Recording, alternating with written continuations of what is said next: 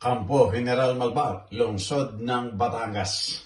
Arestado ng mga tauhan ng Tuwi Municipal Police Station o MPS ang isang provincial most wanted person sa isang operasyon na isinagawa sa Sitio de Guzman, Barangay Sabang, Tuwi, Batangas, Biyernes ng hapon.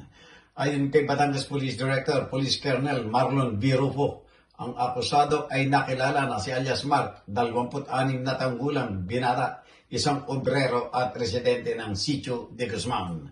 Ang pag-aresto ay sinagawa sa bisa ng isang warrant of arrest para sa kasong statutory rape sa ilalim ng Article 266-B ng Revised Penal Code na may petsang March 26, 2026 na walang inirekomendang piyansa.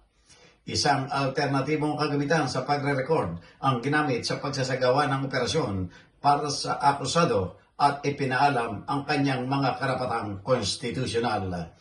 Kasalukuyang nasa kustodiya ng Tuwi MPS ang akusado habang inihahanda ang mga kinakailangang dokumento para sa pagbabalik ng warrant of arrest sa nag-issue na korte. Jojo Cesar Magsumbalang Ulat para sa journalnews.com.ph.